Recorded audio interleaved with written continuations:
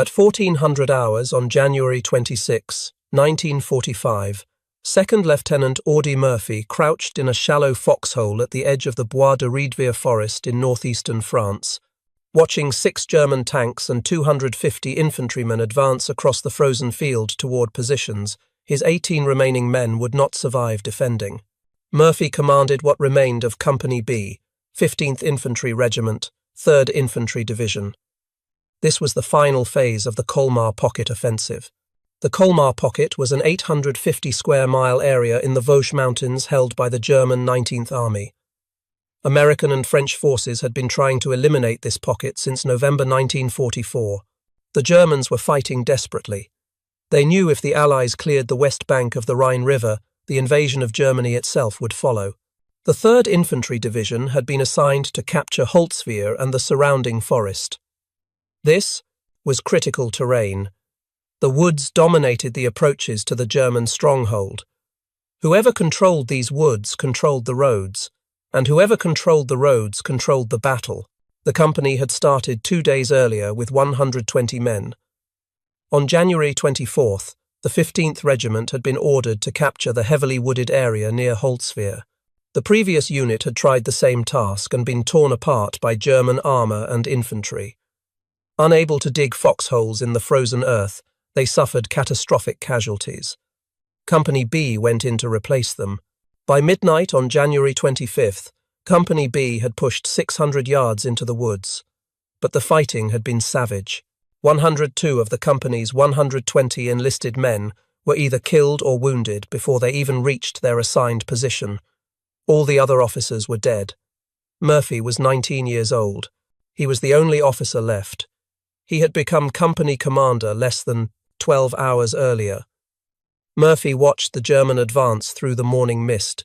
6 Mark IV Panzers.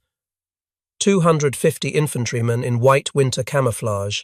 They were advancing from Holzwihr village to capture the forest and the road that cut through it. Lieutenant Colonel Keith Ware, battalion commander of 1st Battalion, 15th Regiment, had stated clearly that possession of this forest was of cardinal importance. The woods dominated the German stronghold of Holzwihr. Losing this position would threaten the entire 3rd Infantry Division's offensive. Murphy understood what was at stake. The road had to be held. But his 18 men could not stop 6 tanks and 250 infantry. Army doctrine was clear. When facing overwhelming force, preserve your unit, fall back to the next defensive line, regroup, live to fight another day. Murphy had learned this at Camp Walters in Texas during basic training. Every manual said the same thing. But falling back meant abandoning the road junction. And that meant German armour would pour through the gap and strike the regimental headquarters 1 mile to the rear. 2 full battalions were depending on Company B to hold until reinforcements arrived. Murphy had called 1st Battalion headquarters that morning for instructions. The operations officer told him reinforcements had not yet arrived. No one knew when they would come. Hold your position were his orders. Company B was alone. Murphy had positioned his 18 men in a shallow U-shape across a clearing. The forest formed natural barriers on both flanks. 2 M10 tank destroyers from the 6th 1st Tank Destroyer Battalion had arrived at dawn to provide fire support. 1 destroyer sat 40 yards ahead of Murphy's lines. The second positioned itself on the dirt road behind the American position. Murphy set up his command post in a drainage ditch 10 yards in front of the rear tank destroyer. He had a field telephone connecting him to Praesdam, battalion headquarters. The German attack began at 1400 hours. Murphy saw the counterattack forming through his field glasses. 6 tanks and about 250 foot soldiers in white suits, he recalled later. The distance and snow made them barely visible beyond a mile. Murphy alerted his men. He grabbed the field phone and called the artillery officer at battalion headquarters, arranged for fire support. Then all hell broke loose. German artillery opened up first. Shells screamed overhead and impacted in the forest behind Company B. The barrage was designed to pin down the American infantry and prevent reinforcement. Murphy watched the German tanks split into 2 groups of 3. They fanned out toward either side of the clearing. Behind them came waves of white-clad infantry moving fast across the snow-covered ground. The forward M10 opened fire with its 3-inch main gun. The first round struck a German tank at 700 yards. The shell bounced off the frontal armor. The German tanks returned fire, 88mm guns. The forward M10 was exposed. Within 3 minutes, an 88mm shell struck it. The vehicle was hit. Smoke poured from the crew compartment. The tank destroyer was knocked out. Its crew bailed out and ran for the trees. At 600 yards, Murphy called in artillery corrections. Fire mission. Enemy armor and infantry advancing on our position. The 105mm howitzers from 2nd Battalion responded. 30 seconds later, shells began falling. The first salvo landed too far north. Murphy adjusted. Walk it south 200 yards. The next salvo landed among the German infantry. Bodies flew into the air. The German advance hesitated. But only for seconds. The tanks kept coming. The infantry scattered into shell craters for cover, but continued pushing forward. Murphy fired his M1 carbine at approaching German soldiers. 30 caliber semi-automatic. Effective range maybe 300 yards. The enemy was still beyond that. He emptied his 15-round magazine anyway.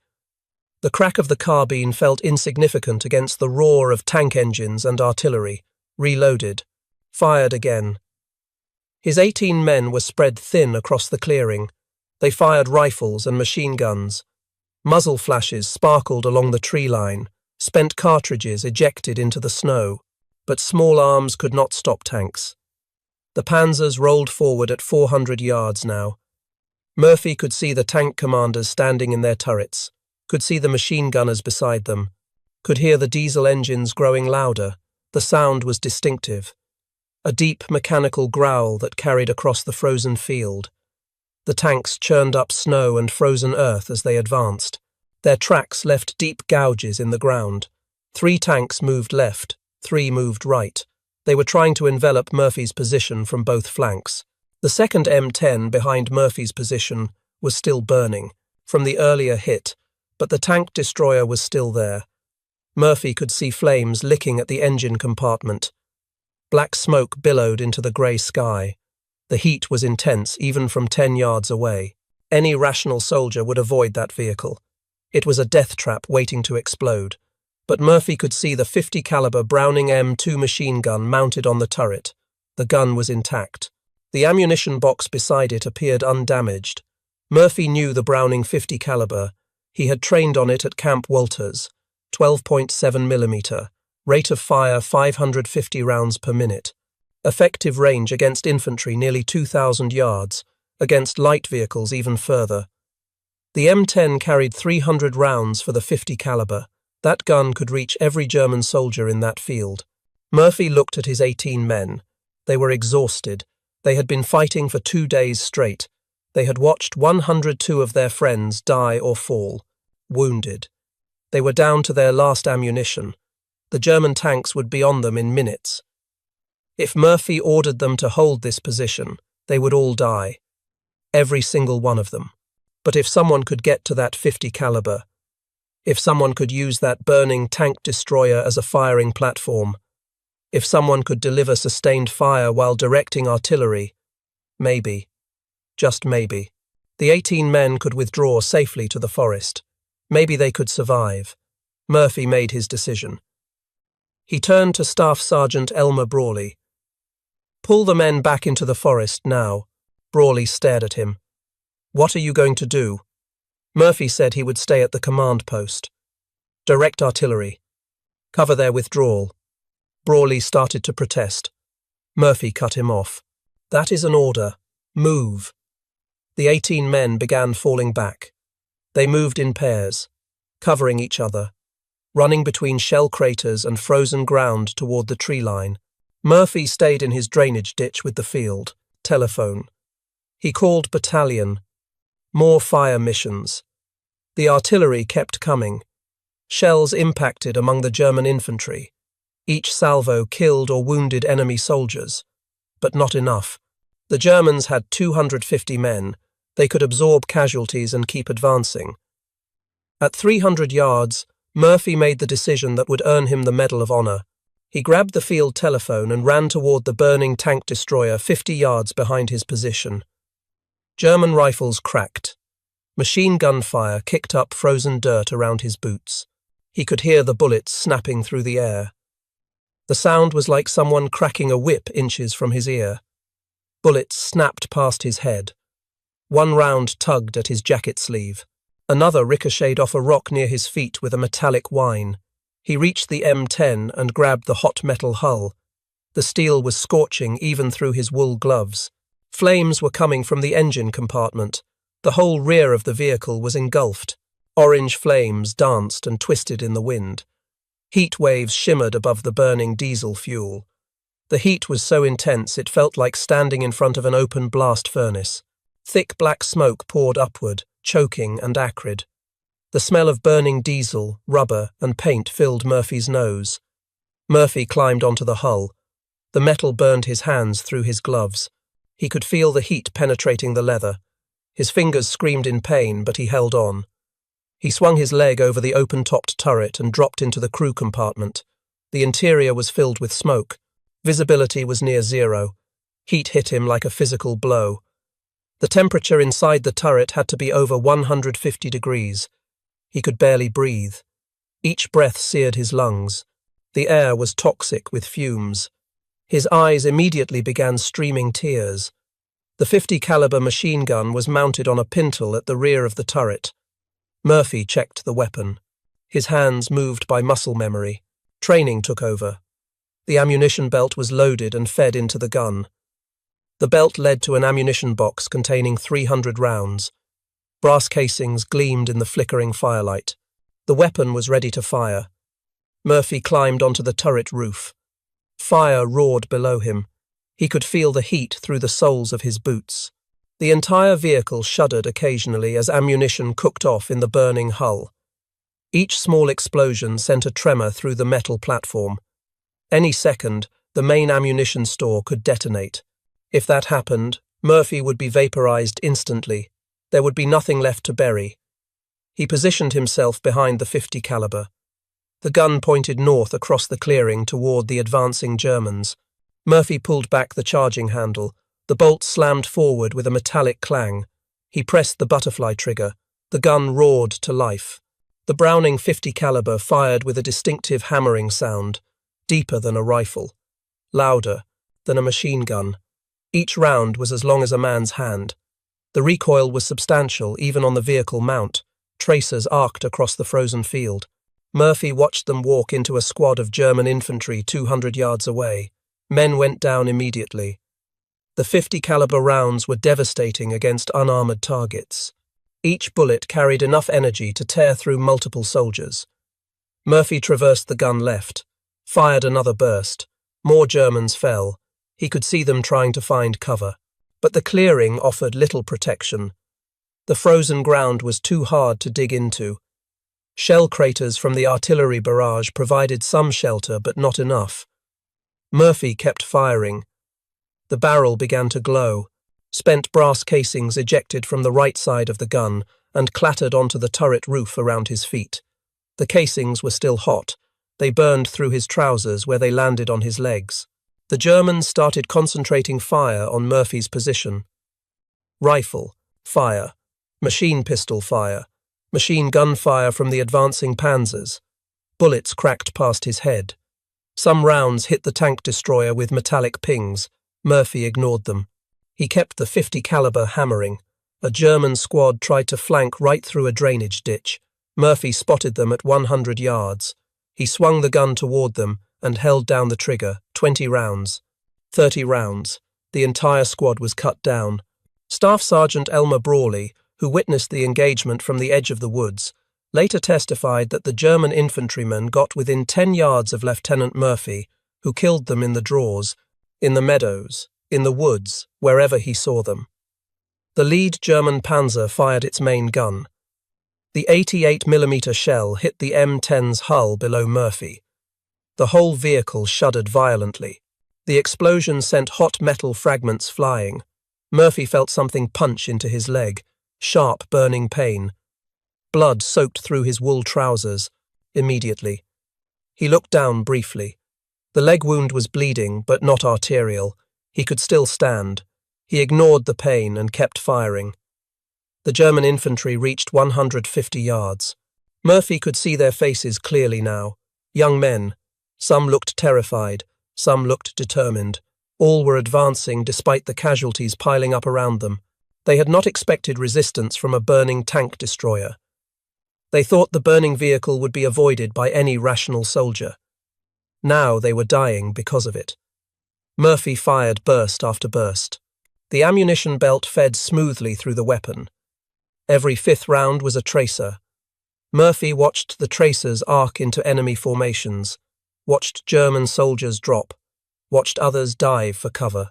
The field was becoming littered with bodies, dead Germans, wounded Germans crawling back toward their lines.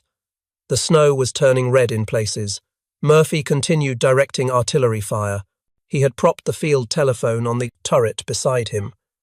Between bursts from the .50 caliber, he shouted coordinates into the phone. The artillery battery responded with precision. Shells landed behind the German tanks, behind the advancing infantry. Each salvo killed more enemy soldiers. The combination of artillery and machine gun fire was devastating. For 1 hour, Murphy stood on that burning tank destroyer. The vehicle became his fortress and his potential grave. The Germans tried everything to dislodge him. They tried flanking right through a shallow drainage ditch. Murphy spotted them at 70 yards. He swung the gun toward them. The turret moved smoothly on its bearing despite the damage. He held down the trigger. The .50 caliber roared. 20 rounds. 30 rounds. The entire squad was cut down. Bodies tumbled into the ditch. They tried flanking left through a small copse of trees. Murphy traversed the gun, fired controlled bursts, 3-second bursts. The trees splintered under the heavy machine gun. Fire. Bark exploded. Branches fell. The Germans behind the trees fell with them. They tried direct assault up the middle. 2 platoons. Maybe 60 men. They came in a rush, running across open ground. White camouflage suits against white snow. Murphy fired continuous bursts.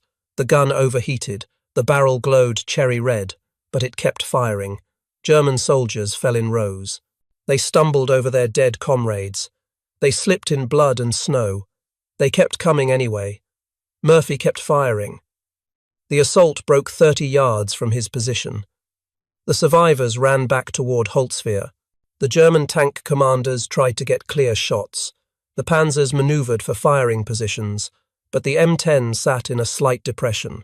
Murphy was partially obscured by the thick smoke pouring from the burning vehicle. The Germans couldn't get a clean shot. The 88mm shells kept hitting the tank destroyer's hull. Each impact shook the vehicle violently, but none hit Murphy directly. German infantry got within 10 yards. Murphy could see the expressions on their faces. Terror, determination, confusion. They couldn't understand why this man wouldn't die. Why he kept firing from a vehicle that should have exploded minutes ago. Murphy aimed the .50 caliber straight down, nearly vertical. He fired point blank. At that range, the heavy machine gun rounds were completely devastating. A single round could tear a man in half. Bodies were thrown backward by the impact. Blood sprayed across the snow. The Germans fell back. They had never encountered resistance like this. Their officers screamed at them to advance. Some tried. Murphy killed them. Others refused. They had seen too many comrades die. They took cover in shell craters and refused to move forward.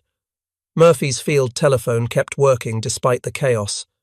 Between bursts, he called corrections to the artillery battery. The forward observer was dead. Murphy was directing the fire himself. He could see where the shells landed. He could adjust based on results. Fire for effect. Add 50 yards. Fire for effect. The artillery battery commander later said Murphy's fire direction was the most accurate he had ever received from an infantry officer under fire. The ammunition counter showed 250 rounds expended. 50 rounds remaining. Murphy's leg wound was bleeding heavily. Blood filled his boot. He could feel it squishing when he shifted weight. His hands were burned from touching the hot gun barrel. The smoke from the fire made his eyes water constantly. Tears streamed down his face. He could barely see through the smoke and tears. His lungs ached from breathing the toxic fumes, but he kept the gun firing. The German attack was falling apart. Their infantry had taken massive casualties. Bodies covered the snow-covered field. Wounded men crawled or limped back toward Holzwehr. Dead men lay where they fell. The German tank commanders could see their infantry support was gone. Without infantry, tanks in close terrain were vulnerable. The lead tank commander made the decision to withdraw. The panzers began backing up. When the German infantry saw the tanks retreating, they broke. Not an orderly withdrawal, a rout. Men threw down their rifles and ran. Murphy fired his last belt of ammunition into the fleeing Germans. When the bolt locked back on an empty chamber, he released the trigger. Silence fell over the battlefield except for the crackling flames below him and distant moans of wounded Germans. Murphy climbed down from the turret. His wounded leg buckled when he put weight on it. He half climbed, half fell from the M10's hull. He landed hard in the snow. Pain shot through his leg. He looked back at the tank destroyer. The entire vehicle was engulfed in flames now. The ammunition stored inside would cook off soon. Murphy grabbed the field telephone and dragged himself away from the burning vehicle. He had covered maybe 30 yards when the ammunition exploded. The blast was enormous. The turret blew completely off the hull and tumbled through the air. It landed 50 yards away with a heavy crash. Flames shot over 100 feet into the sky. The concussion wave knocked Murphy flat. If he had stayed on that vehicle 10 more seconds, the explosion would have killed him instantly. Murphy limped back toward the tree line. Staff Sergeant Elmer Brawley and the 18 men of Company B emerged from the forest. Brawley saw Murphy's blood-soaked leg and called for a medic. Murphy refused. He said the wound could wait. The Germans were disorganized. This was the time to counterattack. Murphy organized his men. They advanced out of the forest in a skirmish line. The Germans did not resist. They continued fleeing toward Holzwehr. Company B reoccupied their original positions in the clearing. By 1500 hours, the battle was over. Murphy finally allowed the medic to examine his leg. The wound was serious. The medic said Murphy needed evacuation to a field hospital. Murphy refused. He remained with Company B. That night, reinforcements finally arrived. They took over the position. Company B was pulled back for rest and resupply. The casualties from the German attack were documented. Company B had started the day with 18 men. They finished with 18 men, 0 killed, 0 wounded except for Murphy. The German force lost approximately 50 killed or wounded through Murphy's combined actions. This included casualties from both the 50 caliber machine gun fire and the artillery missions Murphy directed. All 6 German tanks withdrew, undamaged but without infantry support. They could not hold the position. American forces captured Holzwehr the next day. The 3rd Battalion, 30th Infantry Regiment took the village on January 27th. The loss of Holzwehr broke the German defensive line. The German 19th Army had been holding the Colmar pocket for 3 months. Murphy's action at the woods outside Holzwehr was one of several that tipped the balance. German resistance in the Colmar pocket collapsed within 2 weeks. French forces retook Colmar on February 2nd. American forces cleared the west bank of the Rhine by February 9th. The last German troops evacuated on February 10th. The 19th Army lost 15,000 men. Most of their heavy equipment was destroyed or abandoned. The Allies now controlled both sides of the Rhine River south of Strasbourg. The path to Germany was open. Lieutenant Colonel Keith Ware began preparing Murphy's Medal of Honor recommendation immediately. He interviewed witnesses. Staff Sergeant Elmer Brawley testified that Murphy refused evacuation 3 times while bleeding from his leg wound. Private Charles Owen testified that Murphy saved the entire company. Private First Class Anthony Abramsky provided sworn testimony stating he saw Lieutenant Murphy climb on top of the burning tank destroyer while bursts of machine, pistol fire from the advancing infantry battered against the hull. The Medal of Honor recommendation moved up through channels. Battalion approved it, Regiment approved it, Division approved it, Corps approved it, Army approved it. The official citation read in part, Second Lieutenant Murphy commanded Company B, which was attacked by 6 tanks and waves of infantry. Second Lieutenant Murphy ordered his men to withdraw to prepared positions in a woods, while he remained forward at his command post and continued to give fire directions to the artillery by telephone. Behind him, to his right, one of our tank destroyers received a direct hit and began to burn. Its crew withdrew to the woods. Second Lieutenant Murphy continued to direct artillery fire which killed large numbers of the advancing enemy infantry. With the enemy tanks abreast of his position, Second Lieutenant Murphy climbed on the burning tank destroyer, which was in danger of blowing up at any moment, and employed its 50 caliber machine gun against the enemy. He was alone and exposed to German fire from 3 sides, but his deadly fire killed dozens of Germans and caused their infantry attack to waver. The enemy made repeated attempts to put him out of action without success. His directing of artillery fire wiped out many of the enemy. Second, Lieutenant Murphy's indomitable courage and his refusal to give an inch of ground saved his company from possible encirclement and destruction and enabled it to hold the woods which had been the enemy's objective. On June 2, 1945, at an airfield near Salzburg, Austria, Lieutenant General Alexander Patch presented the Medal of Honor to now First Lieutenant Audie Murphy. Murphy had been promoted to First Lieutenant on February 16th. By that time, Murphy was the most decorated American combat soldier of World War II. He had earned 33 awards and decorations in total, including every Combat Valor Award the United States Army could give. When reporters asked Murphy why he climbed on that burning tank destroyer, his answer was simple. They were killing my friends. That answer revealed something important about Murphy's motivation. He had lost many friends during the war. The most significant loss was Private Latty Tipton. Tipton was Murphy's best friend. They had fought together through Sicily and Italy. On August 15, 1944, during the invasion of southern France, Tipton was killed by German soldiers who pretended to surrender. When Tipton approached them believing their white flag was genuine, they shot him dead. Murphy went into a rage. He charged the German position alone and killed everyone there. The loss of Tipton affected Murphy deeply for the rest of his life. Murphy had watched his entire original unit die. He joined Company B in 1943 in North Africa.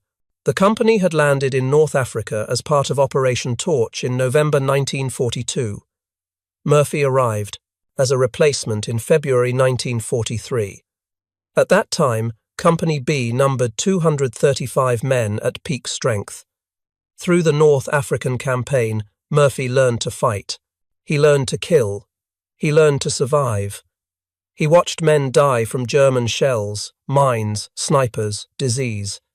The desert was brutal, the heat was suffocating, water was scarce. The Germans were skilled and well-equipped. In July 1943, Company B invaded Sicily. Murphy fought through the mountains. He earned his first decorations for bravery in combat, but more men died, good men, friends. By the time the Sicily campaign ended in August, Company B had lost over half its original strength. In September 1943, Company B landed at Salerno, Italy. The fighting in Italy was savage. The Germans had prepared defensive positions in the mountains. Every ridge was fortified. Every valley was covered by interlocking fields of fire. Company B fought for every yard. They attacked Toumay and E2, up mountains under machine gun and mortar fire. They slept in the rain, they ate cold rations, they watched more friends die. Murphy proved himself repeatedly in Italy. He earned battlefield promotions. From private to private, first class to corporal to sergeant, each promotion came because the man above him had been killed or wounded. By January 1944, Murphy was a staff sergeant. He led a squad. Then a platoon. The men trusted him because he kept them alive. In August 1944, Company B participated in Operation Dragoon, the invasion of southern France. That's when Murphy lost Latty Tipton. By October 1944, Murphy was the only survivor from the original Company B that had landed in North Africa. Everyone else was dead, wounded, or transferred. He carried the weight of all those losses. Every death, every name, every face. When Murphy was commissioned as a second lieutenant in October 1944, he had already survived longer than almost anyone in the regiment. Most infantry officers in World War II lasted about 2 weeks in combat before being killed or wounded. Murphy had been in continuous combat for 21 months. He should have been dead 10 times over, but he kept fighting, and he kept his men alive. That burden drove him to take extreme risks at Holtzwihr. He had already lost so many friends that his own survival seemed less important than protecting the men still alive. Murphy's promotion to first lieutenant came on February 16, 1945. He was reassigned from Company B to regimental headquarters as a liaison officer. The army did not want to risk losing its newest hero in combat. Murphy spent the remainder of the war in this role. He participated in the Rhine crossing in March. He was present at the capture of Nuremberg in April. He was in Bavaria when Germany surrendered on May 8. Murphy was discharged from the United States Army on September 21, 1945. He left with the rank of first lieutenant. His disability rating was 50% for combat fatigue, what today would be diagnosed as post-traumatic stress disorder. Actor James Cagney saw Murphy's photograph on the cover of Life magazine in July 1945. Cagney had a policy of helping returning veterans. He contacted Murphy and invited him to Hollywood.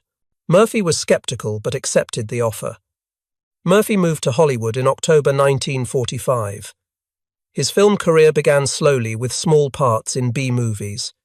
He appeared in Beyond Glory in 1948, then Texas, Brooklyn and Heaven, then Bad Boy in 1949. Directors found him difficult to cast. He looked too young. His voice was too soft. He had no formal acting training. Critics described his early performances as wooden and unconvincing. But Murphy worked hard. He took acting lessons from coach Estelle Harmon. She taught him how to project his voice, how to find the truth in a scene, how to relax in front of the camera. Murphy studied other actors. He watched John Wayne films to learn screen presence. He studied Gary Cooper to learn understated intensity. He practiced his diction by reciting dialogue from William Shakespeare and William Saroyan. Gradually he improved. Murphy appeared in 26 films between 1948 and 1955. Most were westerns, low-budget horse operas produced quickly and cheaply. Sierra, Kansas Raiders, The Cimarron Kid, The Duel at Silver Creek, Column South, Gunsmoke. Murphy played cowboys, sheriffs, outlaws, soldiers. He was popular with audiences but never became a major star.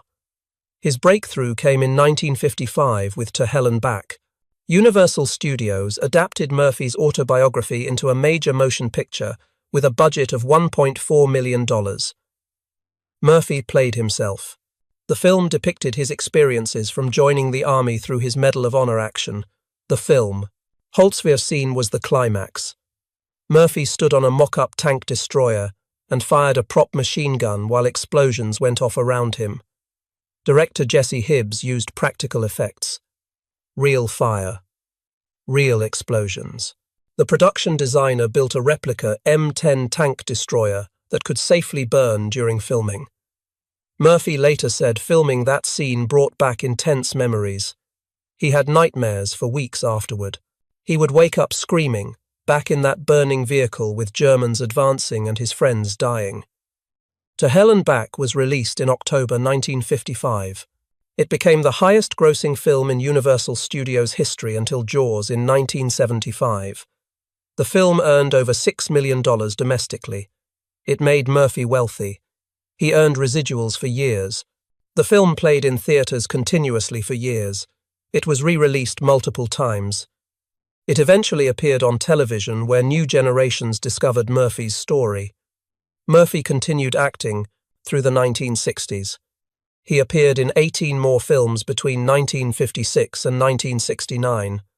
The Quiet American with Michael Redgrave, Night Passage with James Stewart, No Name on the Bullet, Cast a Long Shadow, The Unforgiven with Burt Lancaster and Audrey Hepburn, 40 Guns to Apache Pass.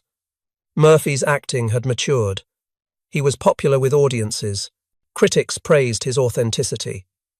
Murphy moved like a real soldier. He handled weapons correctly. His action scenes looked genuine because they were. Murphy knew combat. He knew how men moved under fire. That knowledge showed on screen. But wealth did not bring peace. Murphy struggled with severe post-traumatic stress disorder symptoms throughout his adult life. He experienced nightmares every night. He would wake up screaming. He slept with a loaded Colt .45 pistol under his pillow every night for the rest of his life. He developed chronic insomnia and became addicted to prescription sleeping pills. In 1966, Murphy decided to quit the sleeping pills. He checked himself into a motel room for 1 week and went through withdrawal without medical supervision. It was brutal. He suffered seizures, hallucinations, and severe physical pain. When he emerged after 7 days, he was clean. He never took sleeping pills again.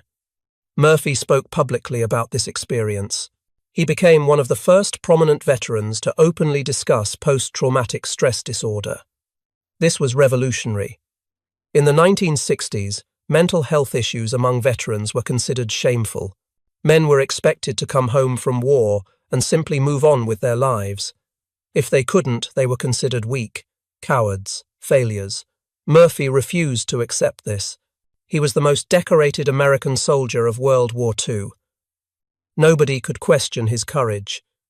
He used that credibility to speak truth about the psychological wounds of war. He gave interviews to magazines.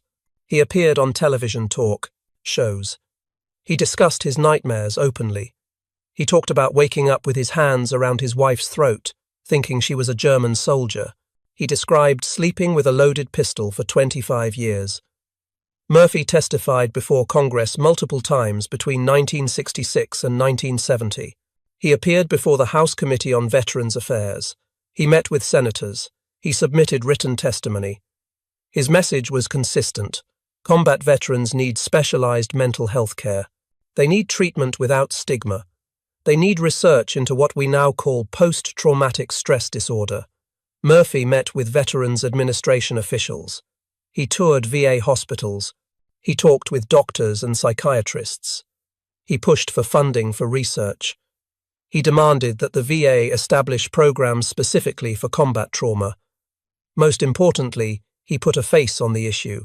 When Americans thought about PTSD, they thought about Audie Murphy, the hero, the Medal of Honor recipient, the man who saved 18 soldiers by climbing onto a burning tank. If Audie Murphy needed help, then needing help wasn't weakness. Murphy's advocacy contributed directly to the eventual establishment of comprehensive PTSD treatment programs in the Veterans Administration hospital system. The diagnosis of post-traumatic stress disorder wasn't officially recognized until 1980, 9 years after Murphy's death. But the groundwork he laid made that recognition possible. The Audie L. Murphy Memorial VA Hospital in San Antonio, Texas, was dedicated in 1973 specifically because of his advocacy work. The hospital specializes in treating combat veterans with PTSD. Thousands of veterans have received treatment there. Many credit Murphy's advocacy with saving their lives. Murphy married twice. His first marriage to actress Wanda Hendricks in 1949 ended in divorce in 1951. He married Pamela Opal Lee Archer in April 1951. They had 2 sons. Terry Michael Murphy was born in 1952. James Shannon Murphy was born in 1954. The marriage lasted until Murphy's death 20 years later. By 1970, Murphy was struggling financially. He had invested poorly in business ventures. He owed back taxes to the Internal Revenue Service. He was working constantly to pay his debts. On May 28, 1971, Murphy was flying from Atlanta, Georgia to Martinsville, Virginia for a business meeting. He was a passenger in a private Aero Commander 680 aircraft. The pilot was Herman Butler, who held a private pilot certificate. Butler was not instrument rated. This was a critical factor.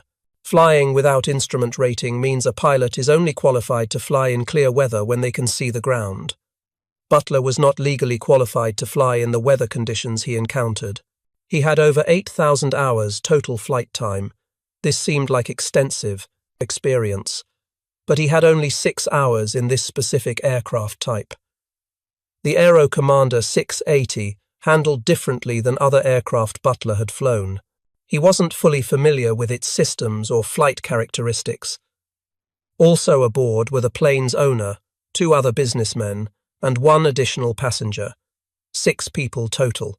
The flight departed Atlanta in marginal weather conditions. Weather reports indicated deteriorating visibility along the planned route. The pilot encountered severe weather over the Blue Ridge Mountains near Roanoke, Virginia. Heavy fog reduced visibility to near zero. Mountain flying requires clear visibility.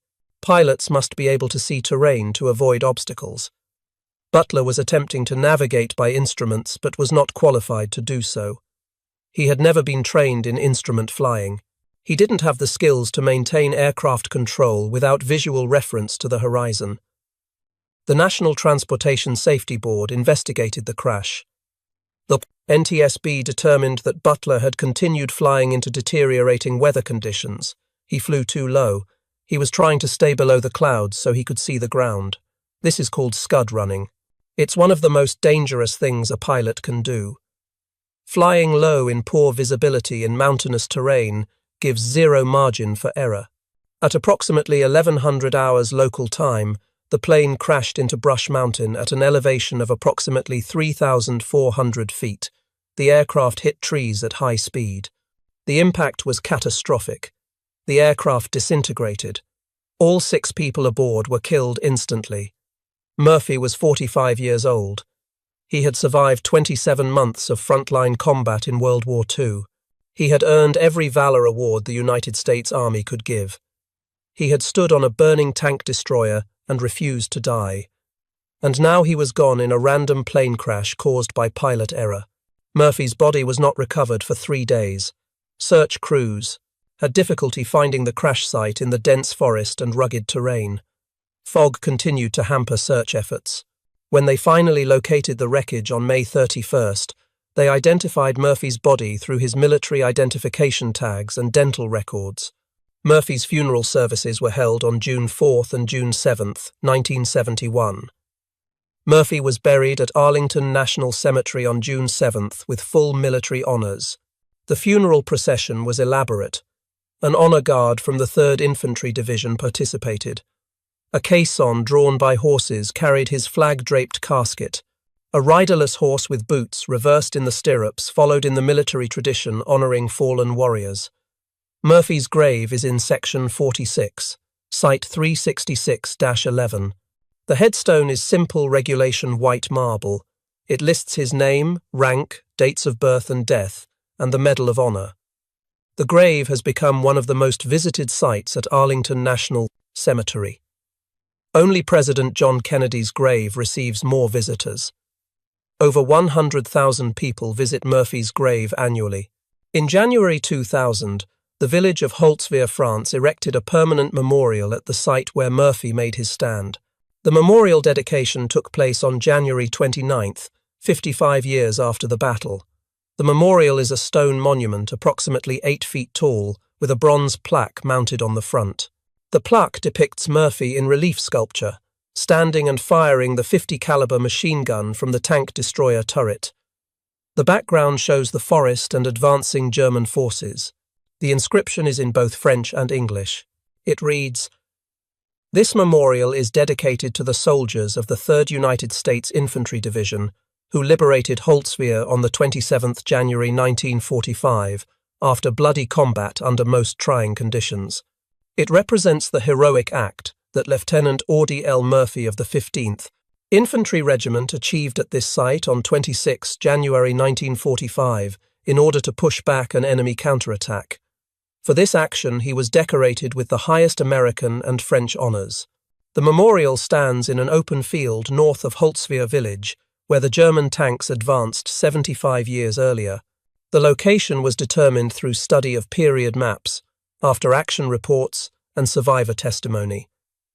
Visitors can stand at the memorial and look south across the clearing toward Holzwihr. The view Murphy had is largely unchanged. The village is still visible. The road he defended still runs through the area. The Bois de Riedwehr forest, where his 18 men took cover, still stands along the eastern edge of the field. In winter, snow covers the ground just as it did in 1945. Murphy's legacy extends beyond the medals and decorations he earned. He fundamentally changed how the American military thinks about individual initiative and courage under fire. Before Holzwihr, military doctrine heavily emphasized unit cohesion and collective action. After Holzwihr, doctrine began acknowledging that sometimes one soldier in the right position at the right moment with the right skills can change the outcome of an entire battle. Modern special operations forces trace part of their doctrinal lineage to examples like Murphy's action. Murphy also fundamentally changed how America treats combat veterans with psychological trauma. His public advocacy for mental health treatment helped destigmatize post-traumatic stress disorder at a time when seeking such help was seen as weakness. His advocacy contributed directly to the eventual establishment of comprehensive PTSD treatment programs in the Veterans Administration hospital system. The Audie L. Murphy Memorial VA Hospital in San Antonio, Texas, was dedicated in 1973 specifically because of his advocacy work. The United States Military Academy at West Point includes Murphy's Holzwihr action in its curriculum on combat leadership. Officer candidates analyze Murphy's decision-making process. The case study examines when it is appropriate for a commander to sacrifice himself for his unit. When Murphy climbed onto that burning M10 tank destroyer on January 26, 1945, he made a choice that defined not just his own life, but what it means to be a soldier. He had lost too many friends to stand by and watch 18 more men die, so he climbed on that tank destroyer. He fought for an hour on an exploding vehicle. He directed artillery fire while machine gun bullets cracked past his head. He stayed until the battle was won, and he saved them all. If you found this story as powerful as we did, please take a moment to like this video. It helps us share more forgotten stories from the Second World War. Subscribe to stay connected with these untold histories. Each story honors those who served. Each story preserves the memory of sacrifice that should never be forgotten. We would love to hear from you. Leave a comment below, telling us where you are watching from. Our community spans the globe, from veterans who serve to young people learning history for the first time. Thank you for watching, and thank you for ensuring that stories like this are never forgotten.